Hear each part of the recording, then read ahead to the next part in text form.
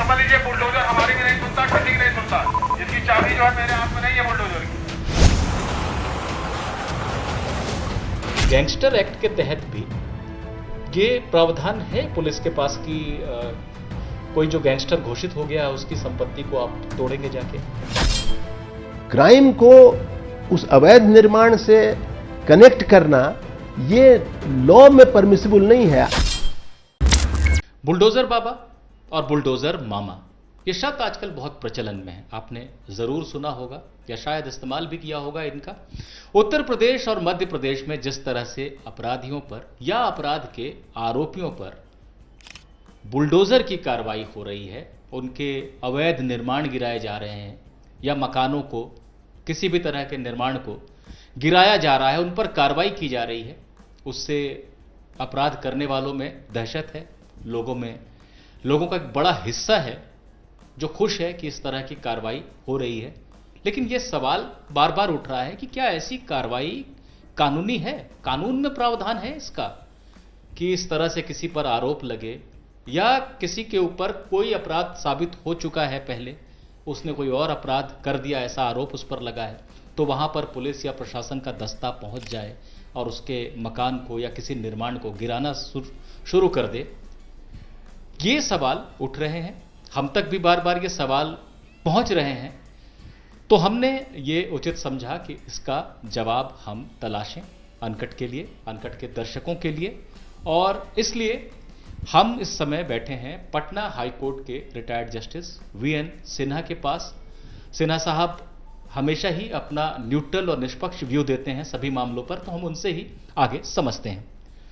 Justice Sinha, आपने मेरा opening comment सुना और जो मेरा ओपनिंग कमेंट है वही मेरा सवाल है कि ऐसी जो कार्रवाइयां हो रही हैं, क्या कानून में कहीं इनकी कोई जगह है? देखिए, कंस्ट्रक्शन इलीगल है तो उसको डिमोलिश करने का प्रावधान कानून में है, लेकिन उसके पहले एक नोटिस, जिसने भी वो इलीगल कंस्ट्रक्शन किया है उसको आप कारण बताएंगे ना कि ये इन वजहों से आपका ये कंस्ट्रक्शन, आपका ये निर्माण इलीगल है और इसको ध्वस्त करने की जरूरत है। बिना उस तरह के कारण बताए हुए, नोटिस दिए हुए, मेरे समझ में सीधे बुलडोजर लेके पहुंच जाना और निर्माण को ध्वस्त कर देना, ये मेरे समझ से न्याय उचित नहीं है। तो सर, मैं ये समझना चाह रहा हूं, मान लीजिए कि कागज पे ये कार्रवाई पूरी दिखती है कि नोटिस किया था, किसी को नोटिस किया था, नोटिस पहुंचाया भी होगा। अब ये आम पब्लिक की जानकारी में तो ये बात आती नहीं है, ये तो नोटिस भेजने वाली अथॉरिटी और जिसको भेजा गया है उनके बीच का मामला है। और नोटिस भेजा, 24 घंटे के बाद कार्रवाई कर दी, तो ये कार्रवाई ये न्याय संगत हो जाती है। इससे इतना शॉर्ट नोटिस भेजकर अगर कार्रवाई, यानी कागजी अगर खाना पूर्ति कर भी ली जा रही है, तो इस तरह से कार्रवाई हो सकती है। देखिए, अगर बिल्डिंग बाय लॉज के प्रावधानों के खिलाफ बनी हुई है तो उसको, मतलब बिल्डिंग के मालिक को नोटिस दे करके आप बता सकते हैं कि साहब आपने बिल्डिंग बाय लॉज, आपने नक्शा नहीं पास करवाया, और अगर नक्शा पास भी करवाया तो बिल्डिंग बाय लॉज के खिलाफ है, इसका कंपाउंडिंग नहीं हो सकता है, then in that case you can very well demolish the building after giving him notice. But if the building is such where the illegal construction is to an extent which could be compounded, in those circumstances you cannot demolish the building unless you go for compounding of the building. तो compounding करना और ये सब करना, ये सब तो न्याय की प्रक्रिया है, उसके लिए डेजिग्नेटेड अथॉरिटी है, वो अथॉरिटी नोटिस देती है और नोटिस देकर के कार्य करती है। तो अब ये किस तरह के केसेस में हो रहे हैं, जिस तरह का आपने ओपनिंग रिमार्क दिया उसमें तो सीधे वो बुलडोजर लेकर के जा रहे हैं कि साहब ये परसेप्शन है, पब्लिक परसेप्शन, कि इन लोगों ने फलाना अपराध किया है, और सीधे जाकर के उनके कंस्ट्रक्शन को डिमोलिश कर दे रहे हैं। तो ये तो अपराध हुआ, उसके विद इन रीजनेबल टाइम या 2-3-4 रोज के अंदर में जाकर के उन्होंने गिरा दिया। तो ये तो अपराध से कनेक्टेड ना है, इसको तो कोई मतलब बिल्डिंग के अवैध निर्माण से तो है नहीं है, मामला। नहीं, मान लीजिए सर, जैसे आपकी ही बात को हम लेते हैं कि अगर कोई ऐसा अवैध निर्माण है जिसमें कंपाउंडिंग पॉसिबल नहीं है, यानी उसमें कोई भी बीच का रास्ता नहीं हो सकता है कि उसको रेगुलराइज कर दिया जाए या उसमें कुछ और पेनल्टी लगा के उसको अनुमति दे दी जाए, उसको तोड़ना ही एक विकल्प है। और आपने कहा कि नोटिस भेजते हैं किसी को ऐसे मामलों में और उसके बाद कार्रवाई करते हैं, तो ये नोटिस की भी तो कोई मियाद होती होगी। ये 24 घंटे का या 48 घंटे का तो नोटिस, क्या इतने शॉर्ट नोटिस पे भी तोड़ा जा सकता है या इसमें समय लगता है? और इसमें भी जो व्यक्ति है जिस पर इस तरह की बात कही जा रही है, उसको किसी अथॉरिटी में आगे अपनी बात रखने का मौका मिलता है या नहीं? जो अवैध सरकार ने कह दिया वो अवैध हो गया? नहीं, सरकार के कहने से अवैध नहीं हो गया। वो अथॉरिटी, डेजिग्नेटेड अथॉरिटी अपने ऑर्डर को पास करेगी, उसमें लिखेगी साहब कि आपको नोटिस दिया, आपने उस नोटिस का जवाब दिया, जवाब के बेसिस पर हमने कार्रवाई की और कार्रवाई करके हमारा ये फाइंडिंग है। और उस डेजिग्नेटेड अथॉरिटी के आदेश के खिलाफ वो मतलब जो भी बिल्डिंग का मालिक है वो उसके एपलेट अथॉरिटी के यहाँ जा सकता है, अपील फाइल कर सकता है, और अगर एपलेट अथॉरिटी के ऑर्डर से भी नहीं सेटिस्फाइड है तो हाई कोर्ट में रिट फाइल करेगा। तो यानी ये प्रक्रिया तो महीनों की है। महीनों की। अगर इस बीच में अगर वो स्टे नहीं ऑब्टेन कर पाता है तो ओरिजिनल अथॉरिटी डिमोलिशन के लिए प्रोसीड कर सकती है। अगर निर्माण मतलब होली विदाउट जुरिस्डिक्शन है, मतलब ऐसा निर्माण है जिसको कि कोई आदमी मतलब ये कंक्लूजन पर आ जाता है और एपलेट अथॉरिटी या रिट कोर्ट उसको स्टे नहीं देती है, तब तो टूटेगा। अच्छा सर, ये अभी एक जो उदाहरण बहुत ज़्यादा चर्चा में है, मध्य प्रदेश में खरगोन में रामनवमी की शोभा यात्रा निकली थी, उस पर पथराव हुआ। अब वो पथराव जिन लोगों ने किया और जिन पर हुआ, सब अपनी अपनी वजह बता रहे हैं, हमें उन वजहों पर नहीं जाना है। लेकिन ये घटना हुई और उसके अगले रोज जाकर वहां पर प्रशासन ने उन मकानों को ही, उन निर्माण को ही गिरा दिया जहां से पथराव की घटना हुई थी। और ये बताया गया कि असल में ये निर्माण सड़क पर हुए थे, यानी सड़क की जमीन को कैप्चर करके उस पर अतिक्रमण करके ये निर्माण हुए थे। क्या इस तरह का जो निर्माण है जो सड़क पर हुआ है उसको इतने शॉर्ट नोटिस पे गिरा सकते हैं या इसमें भी समय लगता है? देखिए, अगर सड़क के पोर्शन को या उसके फ्लैंक को इंक्रोच करके अगर किसी ने निर्माण किया है तो उस तरह के निर्माण में आप शॉर्ट नोटिस 24 घंटे की, 48 घंटे की दे करके रोड को उसके सामने नपवा करके कि तुमने ये रोड 80 फीट की थी, तुमने इसमें से 30 फीट इंक्रोच करके अपनी बाकी 50 फीट में अपना मकान बनाया है, 50 फीट तुम्हारी जगह है उसके बाद रोड के बियॉन्ड, और 30 फीट तुमने इंक्रोच किया है, टू दैट एक्सटेंट हम डिमोलिश करेंगे। और वो डिमोलिशन ठीक है after short notice. Short notice हाँ, मतलब because it is encroaching part of a road, thoroughfare. तो ये जो नापी होगी जमीन की, ये या तो पहले हो चुकी है, पहले ही उनको वार्निंग दी जा चुकी है कि आप सड़क पर हैं, तो क्या फिर 24 घंटे के नोटिस पे हो सकता है? या अगर सरकार चाहे कभी तो अपनी नाप करने वाली टीम को लेकर वहां पर पहुंचे और हाथ के हाथ बताए कि आपका ये सड़क पर आप आ गए हैं और 24 घंटे की आपको मोहलत दी जा रही है और हम उसके बाद तोड़ देंगे। हाँ, सड़क पर अगर कोई निर्माण हुआ है तो शॉर्ट नोटिस दे करके सरकार उसके सामने नापी करवा करके बिल्कुल तोड़ सकती है, क्योंकि ये थॉरोफेयर को उसने इंक्रोच किया है। इंक्रोच पहले ही दिन उसको टूट जाना चाहिए था, लेकिन उस समय प्रशासन ने अपने किसी भी वजह से आंख को बंद करके रखा था। अब आंख खुली है तो ठीक है, एक्शन लेना ठीक।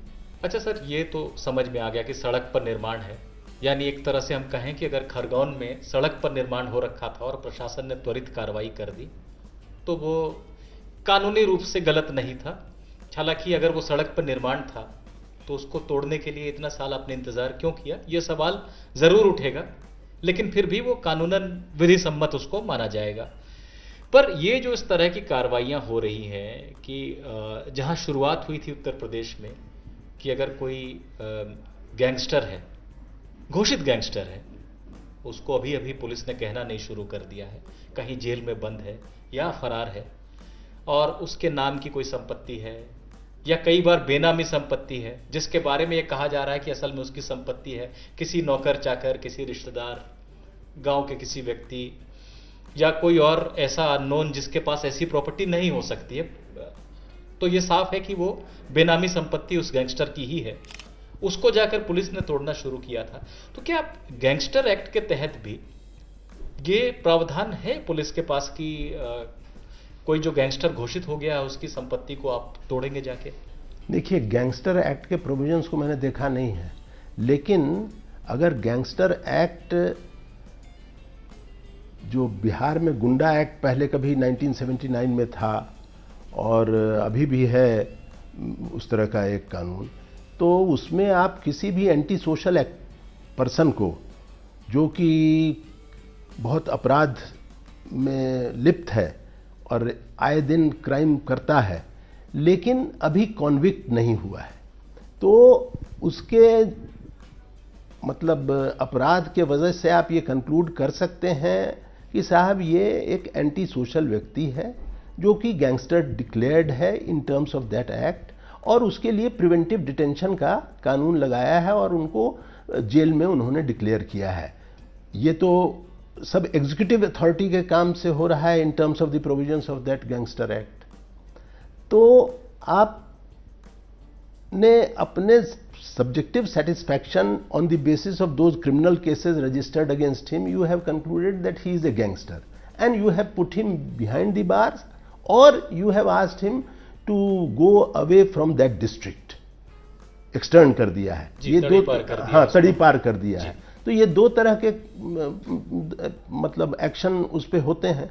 अब इसमें आपने अभी गैंगस्टर उसको अपने हिसाब से डिक्लेयर किया है और उसको उसने और उसके तहत उस पर कार्रवाई की है, लेकिन अभी आप तुरंत तो मतलब ये कैसे कंक्लूड कर गए कि ये प्रॉपर्टी उसकी है? ये प्रॉपर्टी अगर उसके नाम से भी है तो आपको तोड़ने का अधिकार कहां से आ गया, उसको डिमोलिश करने का? डिमोलिशन मेरे समझ से वो गैंगस्टर एक्ट में ये प्रावधान है कि पहले ये प्रावधान था कि जो कमिश्नर हैं वो आदेश दे सकते हैं, और बाद में ये जोड़ा गया कि डिप्टी कमिश्नर को भी ये पावर दिया गया, करीब साल भर पहले, साल डेढ़ साल पहले ये पावर सरकार ने दिया कि अटैच कर सकते हैं किसी गैंगस्टर की प्रॉपर्टी को। हाँ, तो अटैच कर सकते हैं, तो आप अटैच करके आप उसको सीज कर लीजिए, उसको सील कर दीजिए, अगर आप ये कंक्लूड कर लेते हैं कि ये गैंगस्टर की ही प्रॉपर्टी है। लेकिन अगर वो उसकी बेनामी प्रॉपर्टी है तो अनलेस आप ये कंक्लूड करते हैं कि साहब ये बेनामी प्रॉपर्टी है, और ये आप कंक्लूड कर नहीं सकते हैं, इसके लिए कोई जुडिशियल प्रोसीडिंग्स आपको करनी होगी, तो वो बिना किए हुए अगर किसी दूसरे के नाम पर प्रॉपर्टी है, बेनामी है, तो उसको तो आप मेरे समझ से टच नहीं कर सकते हैं। और अगर उसकी जो प्रॉपर्टी है तो उसको आप अटैच कीजिए, उसको सीज कीजिए, लेकिन डिमोलिश करना ये तो हमारे समझ से न्याय उचित नहीं। अच्छा, ये देखने को मिल रहा है कि अब किसी पे आरोप लगे और इसका असर भी हो रहा है वैसे कि बुलडोजर पहुंच गया उसके घर के बाहर, कोई रेप का आरोपी है, फरार चल रहा है, पब्लिक में बड़ा गुस्सा है उस घटना को लेकर, उसके घर के बाहर बुलडोजर पहुंच गया, एक दो सीढ़ी या कुछ छज्जा उसका गिरा दिया और वो हड़बड़ा कर थाने में पहुंचा और सरेंडर कर दिया। तो पब्लिक को लगता है कि ठीक है, इससे न्याय हुआ। लेकिन सवाल ये है कि अगर किसी पे एलिगेशन लगा है और उसके घर के बाहर बुलडोजर पहुंचा दिया गया है और जो तोड़ने के लिए तत्पर दिखाई दे रहा है या कार्रवाई शुरू कर दी है, कानून में इसकी कहाँ जगह है ऐसी कार्रवाई? देखिए, न्याय तो करना है कानून के हिसाब से ना, in accordance with law. Public perception के हिसाब से तो न्याय हो, मेरे समझ से भारतीय संविधान में तो उसकी कोई जगह नहीं है कि पब्लिक जो चाहती है, पब्लिक को जो अच्छा लगता है उस तरह से न्याय किया जाएगा। तो ये करना कि साहब कोई एक्यूज्ड है किसी रेप केस का, तो उसके यहाँ उसके घर के सामने बुलडोजर ले जाना, उसके छज्जे को तोड़ना, ये सब मेरे समझ से ये लॉ में परमिसिबल नहीं है। अच्छा, मान लीजिए कि चलिए ठीक है, वो जो निर्माण है वो वाकई में अवैध है, सड़क पर बना है, या कुछ ऐसा निर्माण है जो सड़क पर नहीं पब्लिक लैंड पर बना है, या किसी गलत तरीके से बना है और जिसमें अंतिम नोटिस 6 महीना पहले, साल भर पहले दिया जा चुका है प्रशासन की तरफ से कि आपको ये निर्माण तोड़ना है, नहीं तो फला तारीख के बाद हम तोड़ेंगे। या आप एक तय समय में, महीने 2 महीने में, आप एक रीजनेबल टाइम में उसको तोड़ दीजिए, खुद ही हटा दीजिए उसको वहां से। इस बात को 6 महीना, 8 महीना, साल भर बीत चुका है। वो एक फाइनल नोटिस की शक्ल में प्रशासन ने भेजा था उसको, और आज वो किसी वारदात में लिप्त पाया जाता है, आरोप लगता है उसके ऊपर और फरार है। उस निर्माण को प्रशासन अगर तोड़ देता है, अब ये पुलिस की कार्रवाई नहीं है, प्रशासन की कार्रवाई, हालांकि आपस में एक कोऑर्डिनेशन में निश्चित रूप से वो कर रहे हैं इसको। तो ये कार्रवाई जहां पहले फाइनल नोटिस दिया जा चुका है या सड़क की जमीन पर बनी है, इस कार्रवाई को उचित या अनुचित कहेंगे? देखिए, इसमें भी फिर वो दो बातें आ गई। अगर वो पब्लिक लैंड इंक्रोचमेंट करके बनाई गई है, जैसे सड़क की जमीन नहीं है लेकिन पब्लिक लैंड है, तो पब्लिक लैंड इंक्रोचमेंट एक्ट में उसके ऊपर प्रोसीडिंग चला है, फाइनल ऑर्डर्स हो चुके हैं, जिसको उसने चैलेंज नहीं किया है, और उसके तहत उसको तोड़ना आपको 2 महीने पहले तोड़ना था, लेकिन आपने किसी वजह से नहीं तोड़ा।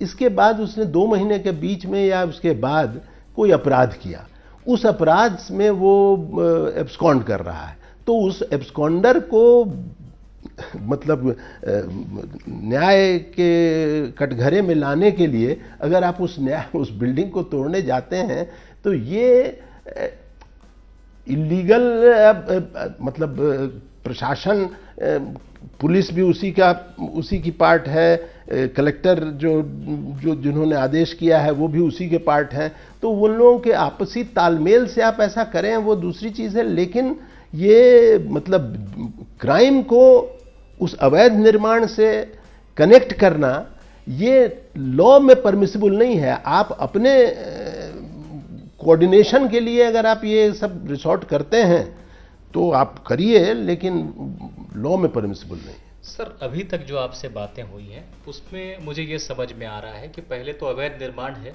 तो उसको तोड़ने की पूरी एक प्रक्रिया होती है, एकदम से अचानक से नहीं तोड़ा जाता है, अनलेस एंड अनटिल कि वो बिल्कुल ही ब्लैटेंटली वो सड़क को इंक्रोच करके बनाया गया हो, या फिर अगर, अच्छा चलिए सर इसी पे एक सवाल है, फॉरेस्ट लैंड पे अगर कोई निर्माण है या ग्राम सभा की जमीन पर निर्माण कर लिया है किसी ने, हाँ, तो वो सब पब्लिक लैंड है, फॉरेस्ट लैंड भी पब्लिक लैंड है, ग्राम सभा की लैंड भी पब्लिक लैंड है। पहले नोटिस, जवाब देने का मौका ये सब करना चाहिए। रोड में भी, अगर रोड का भी कोई पार्ट है तो ठीक है, वो भी पब्लिक ही लैंड है ना, रोड भी तो। अच्छा, लेकिन आपने सर पहले ये बताया था कि नोटिस करेगा कॉम्पिटेंट अथॉरिटी और जवाब देने का मौका मिलेगा, और अगर जवाब के बाद ये पाया गया कि नहीं जवाब संतोषजनक नहीं है तो टूट सकता है, लेकिन उसको अपील का भी, अपीलेट अथॉरिटी के पास जाने का है अधिकार है, हाईकोर्ट में भी जाने का अधिकार है, बशर्ते कि वो स्टे पा ले। अगर स्टे मिल जाता है कहीं से भी तो फिर टूटेगा नहीं उसका निर्माण। लेकिन ये जो प्रोसेस है, जो पहली अथॉरिटी है, जो अर्बन डेवलपमेंट बॉडी है वहां की, वो नोटिस करती है और नोटिस के जवाब में पाती है कि नहीं है इसका जवाब संतोषजनक और इसको तोड़ना है। ये भी जो प्रक्रिया है इसकी भी तो कोई मिनिमम अवधि होती होगी, मतलब आपको हफ्ते भर के भीतर जवाब देना और हफ्ते भर के बाद आप अपील कर सकें, उससे पहले हम तोड़ देंगे, ऐसा तो नहीं होगा। इसमें भी कम से कम महीने 2 महीने नहीं, इसमें अथॉरिटी को रीजनेबल टाइम उनको देना चाहिए। रीजनेबल टाइम का मतलब हुआ 2 हफ्ता, 3 हफ्ता, मैक्सिमम 1 मंथ, और इस बीच में अगर वो उनको स्टे मिल जाता है तो ठीक है, नहीं तो नहीं। जब आपसे स्पष्टीकरण मांगा जाता है कि ये कैसे बना लिया आपने, नहीं, तो स्पष्टीकरण के स्टेज में तो टूटने का सवाल ही नहीं है। हाँ, नहीं, वही मैं कह रहा हूं कि अगर मांगा गया किसी से, सफाई मांगी गई और उसके बाद उसका जवाब पाने के बाद ये पाया गया कि नहीं इस जवाब सही नहीं है, तो ये जो, और हम तोड़ेंगे अब, तो और उसके लिए तोड़ने के लिए अब नोटिस देते हैं, तो ये पूरे प्रक्रिया में कितना समय लग जाएगा? देखिए, जवाब जब उसने दे दिया और उस जवाब को कंसिडर करके एक आपने आदेश पास कर दिया, तो वो आदेश तो वो फाइनल ऑर्डर हो गया अथॉरिटी का। तो once that order has come into being, thereafter you have to give the person concerned a reasonable time for either moving the appellate authority or to approach the writ court. तो ये जो पूरा process है कि पहली बार उसको आपने बोला कि तुम आके सफाई दो, हाँ, क्या बनाया है तुमने, कैसे बना लिया ये, ठीक है। इसमें भी जब वो उसको सफाई देने के लिए भी अगर किसी व्यक्ति का कोई निर्माण है, आप पूछ रहे हैं कि कैसे बनाया, अब उसको कागज जुटाने होंगे उसके कि कहां से किससे जमीन, नहीं, तो उसके लिए भी एक रीजनेबल टाइम दिया जाएगा। ये नहीं, कम से कम 1 महीने का समय तो मिलना चाहिए किसी को जवाब देने के लिए कि हाँ, अब तुमने क्या बनाया है। 1 महीने का तो हाँ 2 हफ्ता 3 हफ्ता, मे बी 1 मंथ, उसमें कोई, जब इतने दिन से कंस्ट्रक्शन है वहां, आपने बनने दिया उसको, पब्लिक लैंड पर वो मकान बना, मकान तो एक दिन में बना नहीं होगा, उस मकान को बनने में 4 से 6 महीने लगे होंगे मिनिमम। यानी हम ये मानकर चलें कि पहली बार जब किसी से सफाई मांगी गई है और कंपिटेंट अथॉरिटी उस जवाब से संतुष्ट नहीं होता है और ये कहता है कि अब हम फला तारीख को तोड़ेंगे, इसमें कम से कम मिनिमम हम ये मानकर चले कि 2 महीने का अंतर तो पहली बार उसको पूछने और तोड़ने में कम से कम 2 महीने का अंतर। अगर रीजनेबल वे में अगर अथॉरिटी मूव करती है तो, अगर रीजनेबल वे में, लेकिन अगर आजकल तो मैंने बहुत से ऐसे केसेस भी देखे हैं जिसमें कि उसको 24 घंटे 48 घंटे 72 घंटे के पीरियड में कहा जाता है कि तुम रिप्लाई दो, और रिप्लाई नहीं दे पाया तो अपना ऑर्डर हो गया। तो ये तो अनरीजनेबल एक्शन है ना। अच्छा सर, आप जो लोग आपको सुन रहे हैं और खास तौर पे वो लोग जो बड़े खुश हैं इस तरह की कार्रवाई से, क्योंकि उनको लग रहा है कि त्वरित न्याय हो रहा है और कई मामलों में वाकई कामयाबी भी हो रही है कि बुलडोजर घूम गया मोहल्ले में और जो आरोपी है वो पहुंच गया थाने में, तो ये निश्चित रूप से जो फरार था जिसको पकड़ नहीं पा रही थी पुलिस, अगर वो पहुंच जाता है खुद ही थाने में कि तोड़ो मत मेरा मकान, तो लोगों को ये लग रहा है कि अच्छा हो रहा है। पर सवाल ये उठता है कि इस तरह की कार्रवाई अगर गलत है तो अभी तक इसको कोई चुनौती क्यों नहीं दे रहा है किसी कॉम्पिटेंट कोर्ट में, या तो कहीं ऐसा तो नहीं कि नहीं वो सारा कानूनी पहलू को पूरा करने के बाद ही ये कार्रवाई की जा रही है तभी कोई चुनौती नहीं दे पा रहा है उसको? नहीं, ऐसी बात नहीं है। देखिए, कोर्ट में चुनौती देना हर आदेश को, ये सब लोगों के लिए संभव नहीं है। और अभी बुलडोजर आज घूमा, उस बुलडोजर के घूमने के प्रक्रिया को जब तक मैं चुनौती दूंगा तब तक तो मेरा मकान टूट जाएगा।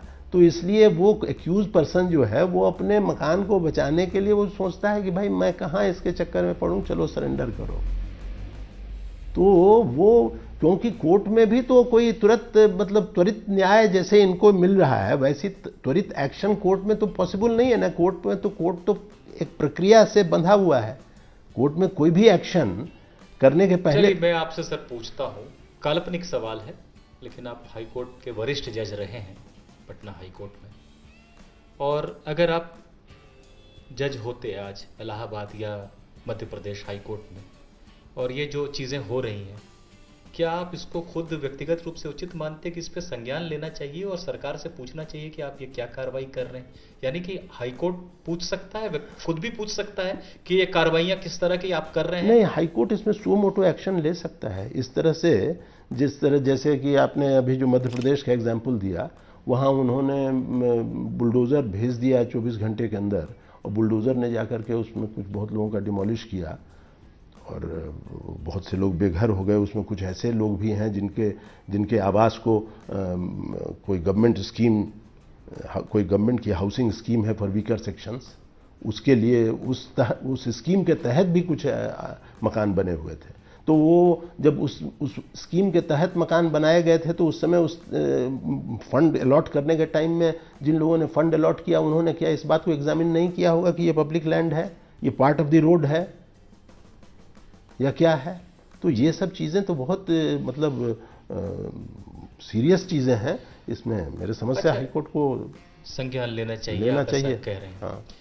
एक जज की हैसियत से ही, आप रिटायर्ड जज हैं, ये मैं आखिरी सवाल आपसे पूछ रहा हूँ, लोग जो खुश होते हैं इस तरह की कार्रवाई से, आपने देखा होगा करीब 2-3 साल पुरानी बात है, हैदराबाद में भी एक वेटनरी डॉक्टर के साथ रेप करके उनको जलाकर मार देने वाले, जिन पर आरोप था 4 लोग, उनका घटना के कुछ दिनों के बाद पुलिस ने इनकाउंटर कर दिया और लोग बड़े खुश हुए, फूल भी बरसा रहे थे पुलिस के ऊपर।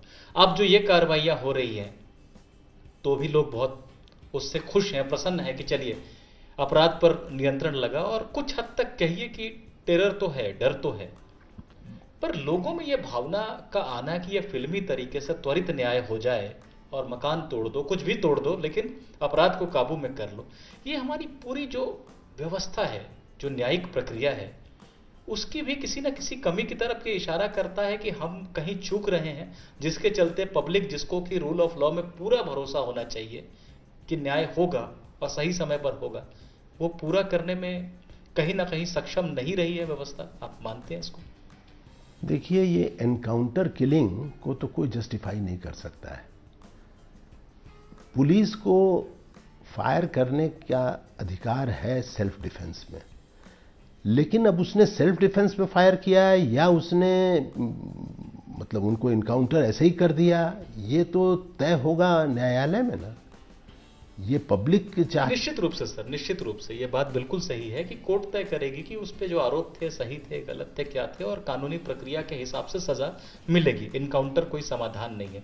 उसी तरह से ये जो डिमोलिशन है, जैसा कि आपसे हुई बात में ये समझ में आया कि डिमोलिशन और अपराध, इनका दोनों का आपस में कोई लेना देना नहीं है, पर एक खिचड़ी सी बना ली गई है। मैं पूछना आपसे ये चाह रहा था कि जनता को ये पसंद आना, कानून जिस जनता के लिए बना है, जिसकी रक्षा के लिए, जिसकी सेवा के लिए बना है, उस कानून की बजाय इस तरीके के उपाय अपनाए जाएं, उसको लोगों का समर्थन है, लोग खुश हो रहे हैं, तो ये पूरी जो हमारी जो प्रक्रिया है उसके फेलियर की तरफ, उसकी विफलता को कहीं ना कहीं दिखाती है कि हम कहीं चूक रहे हैं, जिसके चलते लोग ऐसा त्वरित न्याय मांग रहे हैं। ये एकदम हमारी विफलता को बताता है। इफेक्टिव पुलिसिंग से क्राइम को कंट्रोल करना है, न कि त्वरित न्याय रोड पर दे करके। अगर एनकाउंटर आप कर रहे हो तो त्वरित न्याय आप रोड पर दे रहे हो, कोर्ट में तो न्याय नहीं हो रहा है। तो ये कोई कानून व्यवस्था को कंट्रोल करने का ये तरीका नहीं है। वो त्वरित न्याय हो सकता है कि एकदम मतलब किसी ऐसे आदमी की हत्या कर दी गई हो जिसका कि दूर दूर से उस क्राइम से कोई मतलब ही नहीं हो। लेकिन कोर्ट में भी जाके लंबे समय तक मामला खिंचता है। पुलिस की तो चलिए हमने बात कर ली, लंबे समय तक मामला चलता है, कोई उसमें एक तय सीमा नहीं है कि इतने दिनों में इस तरह के अपराध का निपटारा हो जाएगा, और लंबे समय तक चलता है। फिर लोग छूट भी आते हैं, जेल में बैठे ऐश कर रहे हैं, वहीं से अपना गिरोह चला रहे हैं। खैर वो तो पुलिसिंग का पार्ट है, लेकिन अगर न्यायालय के हिस्से का भी पार्ट को अगर हम देखें कि लंबे समय तक चला और फिर सबूतों के अभाव में या किसी वजह से बरी हो गया, तो कहीं चूक हो रही है जिसके बारे में सब जान रहे हैं कि इसको जल्द से जल्द सजा मिलनी चाहिए, पर वो वर्षों तक पड़ा रहता है। नहीं, देखिए, न्याय तो एविडेंस पर होगा ना। एविडेंस जुटाना पुलिस का काम है। अगर पुलिस एविडेंस जुटाने में सक्षम नहीं है तो कोर्ट के तो हाथ बंधे हुए हैं। अगर एविडेंस नहीं है तो कोर्ट कैसे कन्विक्ट करेगा? और अगर कन्विक्शन ट्रायल कोर्ट में होता भी है तो एपलेट स्टेज में एक्विटल होगा।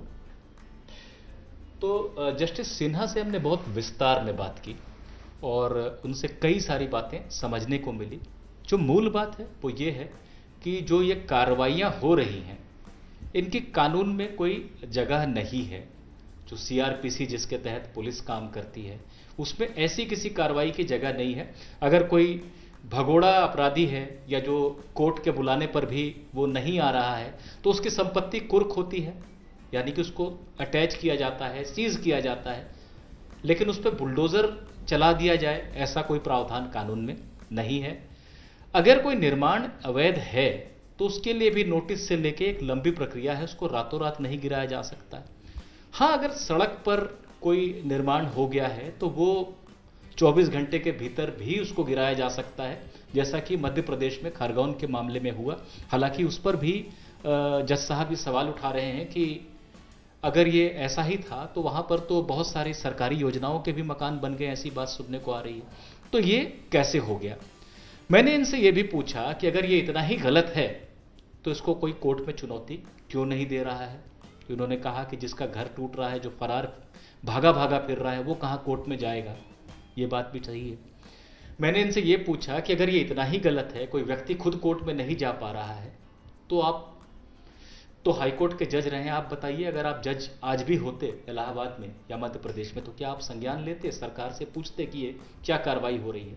तो इसके जवाब में इन्होंने कहा कि हाँ, चाहे इलाहाबाद हाईकोर्ट हो या मध्य प्रदेश का हाईकोर्ट हो, वो ये सवाल पूछ सकता है राज्य सरकार से, उससे स्पष्टीकरण मांग सकता है। बहरहाल आज जो ये प्रक्रिया चल रही है और बुलडोजर बाबा और बुलडोजर मामा जो सुपरहिट हैं लोगों के बीच में, ये प्रक्रिया बहुत ज़्यादा कानूनी आधार के साथ नहीं चल रही है। ये बात हमें जस्टिस वीएन सिन्हा से बात करके समझ में आई है और आगे पीछे चलकर कभी न कभी ये मसला कोर्ट में उठेगा, शायद हाई कोर्ट में, और उसके बाद सुप्रीम कोर्ट के स्तर तक, और वहाँ पर जाकर इस सारी कार्रवाई की वैधता पर एक फैसला हो पाएगा और क्या इस तरह से निर्माणों को तोड़ा जा सकता है, किन परिस्थितियों में तोड़ा जा सकता है, उस पर भी ज्यादा स्पष्टता हमें मिल सकेगी।